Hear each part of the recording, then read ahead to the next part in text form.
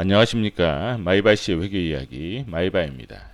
우리가 주말마다 위대한 기업에 투자하라, 필립 피셔가 지은 위대한 기업에 투자하라는 책에서 투자 대상 기업을 찾는 15가지 포인트를 우리가 함께 살펴보고 있습니다. 그래서 우리가 지금 포인트 5까지는 했어요. 여기까지는 했어요. 그래서 오늘은 포인트 6, 영업이익률 개선을 위해 무엇을 하고 있는가, 이 부분을 살펴볼 거예요. 그래서 포인트 6, 영업이익률 개선을 위해 무엇을 하고 있는가. 자, 여기서 영업이익률은 어떤 미래의 영업이익률을 나타내요. 즉 과거의 영업이익률이 아니라 미래의 영업이익률. 그래서 미래의 영업이익률 개선을 위해 무엇을 하고 있는가. 우리가 이제 그 회사의 영업이익률을 위협하는 요소들이 있어요. 위협하는 요소들이 임금이 계속 상승하고, 그 다음에 또 해마다 근속연수가 증가하면서 뭐예요? 퇴직급여도 계속 증가하고 있죠. 또 우수한 인력을 고용하는 그런 비용들, 추가 지출이 이루어지고 있고, 그 다음에 원재료비가 또 상승하는 경우도 있고, 또 생산 설비 가격이 상승하는 등 이러한 부분들이 위협을 주고 있죠. 그래서 회사마다 영업이익률 흐름은 달라지고 있다는 거죠. 어떤 회사 같은 경우는 이제 판매 가격을 이제 상승을 시켜가지고 이제 원가가 상승하는 그런 부분을 이제 대체하는 거죠. 그래서 영업이익률을 유지를 이제 한다는 거죠. 자, 이렇게 가격 결정력을 가진 회사들, 가격 결정력을 보유하는 이유는 어떤 제품 수요가 아주 강력하다든지, 그렇죠. 독과점이라든지, 그리고 이제 여기서 독과점에서 경쟁업체가 먼저 가격을 올려버리면, 그래요. 경쟁업체 가격을 올려서가 아니라 올려서 또 우리 회사도 올릴 수가 있는 거죠. 예, 그래서 이러한 부분들. 그런데 이러한 가격 상승은 독과점인 경우가 아니면은 좀 일시적인 어떤 일시적인 그러한 사건일 수가 있다는 거예요. 그래서 경쟁자가 어떤 출현할 가능성이 커서 나중에는 또 영업이익률이 또 줄어들 수 있다는 거죠. 그래서 또 어떤 회사들은 공장 시설이나 제조 공정을 이제 더 발전을 시켜서 어때요? 생산성을 더 올리는 거죠. 그래서 원가 절감할 수 있는 새로운 뭐 장비를 개발한다든지, 그래서 영업이익률을 높이는 그런 노력을 하죠. 그래서 안목이 있는 투자자라면 그 투자하려는 기업이 원가를 줄이고 영업이익률을 개선할 수 있는 새로운 아이디어를 만들어내기 위해 얼마나 노력을 기울이고 있는지 반드시 살펴봐야 됩니다. 자, 이게 우리가 저번에 필리피셔 그 5에서 포인트 5에서 봤던 거예요. 봤던 건데, 자, 지금 손익계산서에서 영업이익률을 우리가 볼 때, 자, 손익계산서 영업이익률은 뭐예요? 영업이익률은 여기 보면 나와 있죠. 영업이익을 분자로, 분모가 매출액이에요. 매출액. 그렇죠? 이 부분이라는 영업이익률. 그렇죠? 영업이익률. 영업이익률인데 여기서 뭐예요? 영업이익이 증가가 되려면 어떻게 돼야 되겠어요? 영업이익이 증가가 되면 영업이익률은 증가가 되겠잖아요. 그럼 영업이익이 증가가 되려면 첫 번째 매출액의 P를 올리면 되잖아요. 올리면 첫 번째 독과점 기업 같은 경우는 가격을 인상하는 경우가 있죠. 이런 부분은 독과점 기업 같은 경우 영업이익률이 줄어들었을 때 가격을 인상을 해야 되겠죠. 그래서 미래 영업이익률을 높이는 이제 그런 부분. 왜 그렇지 않고 영업이익률이 높은데 가격을 인상한다. 그러면 어떤 정부의 어떤 규제에 또 봉착할 수가 있다는 거죠. 그리고 또 하나는 추 쪽이죠. 추 쪽. 이제 고정비가 많은 기업 같은 경우는 이제 공장 증설 등을 통해서 Q를 이제 증가를 시키면 어때요? 고정비가 많기 때문에 매출액이 증가하는 것보다 영업이익 증가가 더 크다. 그게 뭐예요? 고정비로 인한 영업 레버리지 효과죠. 그 다음에 Q를 증가시키면 어때요? 공장을 증설해서 어떤 규모의 경제를 통해서 뭐예요? 원가가 절감할 수 있죠. 이제 그러한 특성을 가진 회사들은 이제 Q도 증가시킬 수 있다는 거예요. 그래서 이제 업황이 어, 좋아지면 또 고정비가 많은 기업들 중에서 공장을 증설한 회사들은 업황이 좋아지면 매출액이 Q가 증가돼서 영업이익률이 좋아질 수가 있어요 나중에. 그래서 이제 그런 것들은 업황을 봐야 되고, 그 다음에 뭐예요? 매출 이쪽도 그렇고 이것도 증가하면 어때요? 영업이익도 증가할 수 있죠. 매출 총이익률은 뭐라고 했어요? 생산성이라고 했죠. 여기 단기 제품 제조 원가가 이쪽으로 가잖아. 매출 원가로 팔린 것은. 그렇기 때문에 이 생산 쪽에 어떤 생산성을 증대를 시키면 영업이익도 증가되겠죠.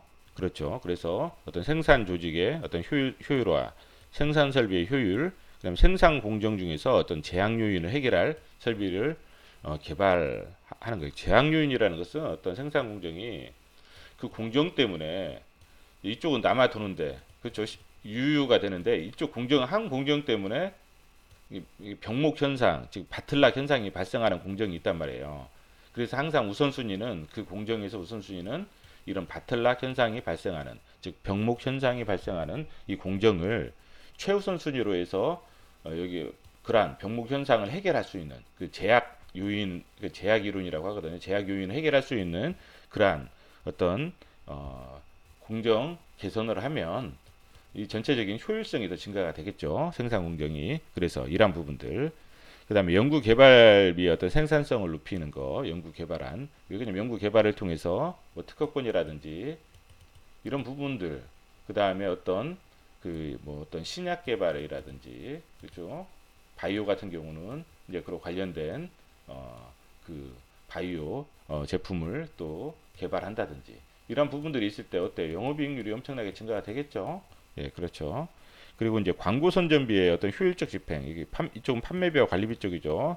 광고 선전비 효율적 집행. 어떤 광고 요즘은 막 TV에다 광고를 많이 때리잖아요. TV에다. 그렇지만은 TV를 잘 안 보잖아요, 사람들이.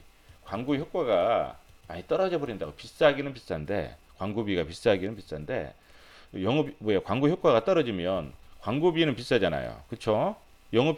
광고 효과가 떨어지면 매출액은 뭐 그 증가되진 않잖아요. 그쵸? 동일하게 있으면 당연히 영업 이익률은 줄어들겠죠.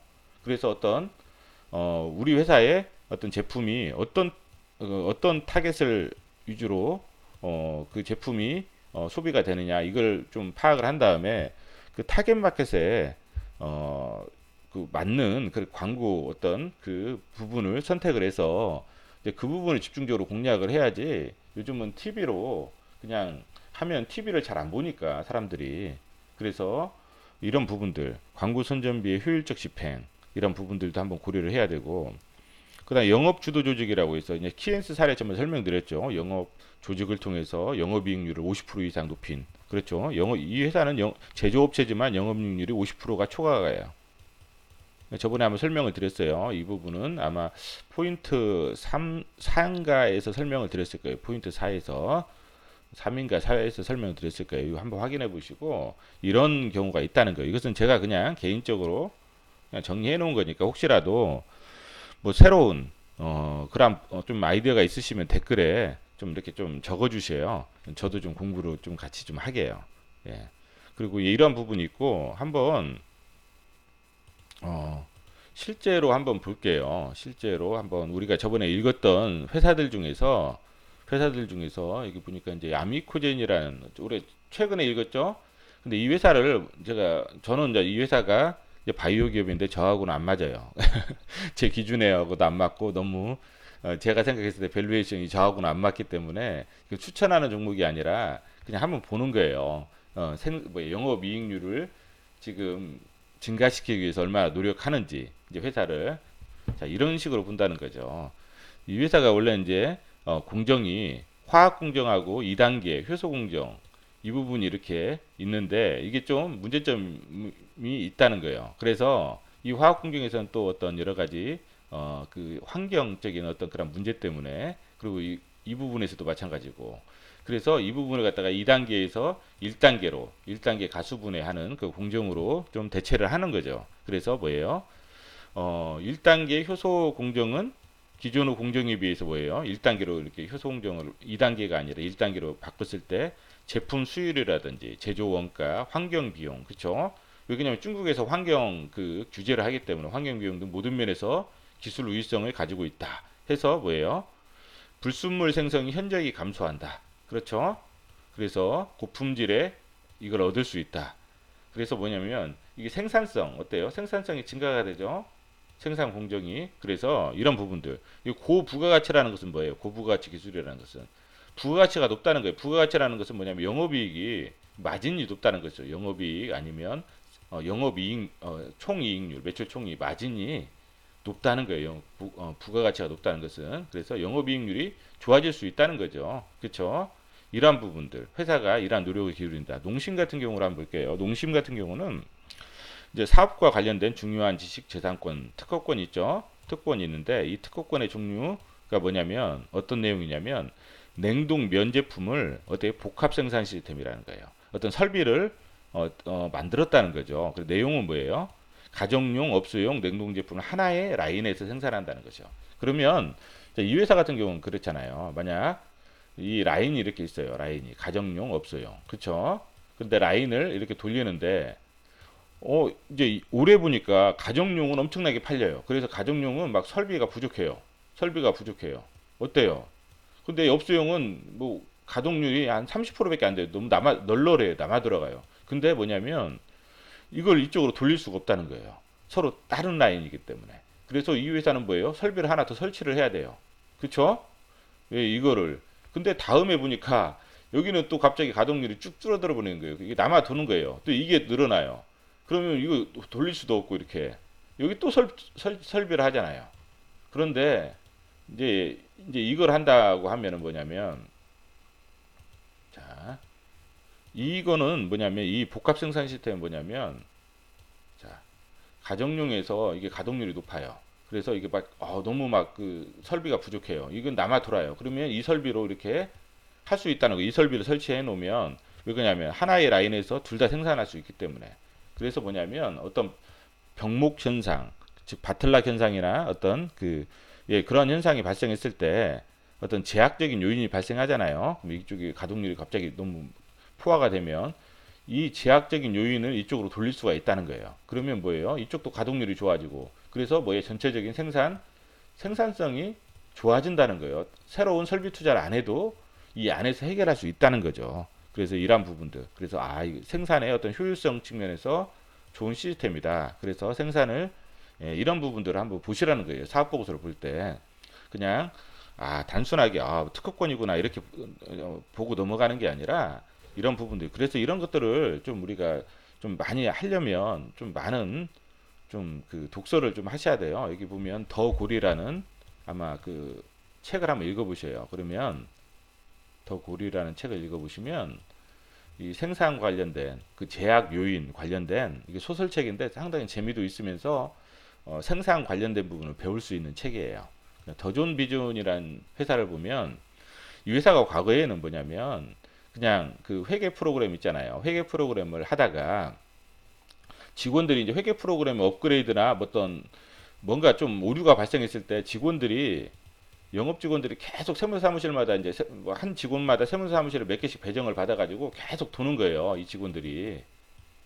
근데 이제 뭐냐면 이 프로그램이 뭐냐면 클라우드 시스템으로 바뀌었어요. 클라우드. 회계 프로그램 클라우드 시스템으로 바꿨는데 클라우드 시스템 바꾸면서 뭐냐면 기존 프로그램보다 월 그 수수료 받는 게 훨씬 가격도 높아졌고 그럼 영업이익률이 좋아지죠. 거기다가 뭐냐면 클라우드 시스템은 이 클라우드 센터에서 정보를 전부 다 이 자료들을 전부 다 이쪽으로 수집을 해요. 그러니까 뭐냐면 세무사 사무실에서 어떤 회계 프로그램이 필요 없는 거예요. 그냥 이쪽 회사에다 연결만 시키면 이 컴퓨터 사양이나 뭐 그런 상관없이 연결만 시킬 수 있으면 그냥 좀 안정적으로 사용할 수가 있어요. 그리고 어떤 프로그램이 오류가 난다. 그러면 이 직원들이 사무실로 돌아다니면서 고치는 게 아니라 회사 자체에서 내부적으로 고쳐서 그냥 뿌려주면 되는 거예요. 뿌려주면. 그렇기 때문에 이 인건비도 많이 절약이 되고 또 여기 절약되는 인건비를 어떤 다른 그 기업 영업으로 돌리는 거죠. 그렇죠?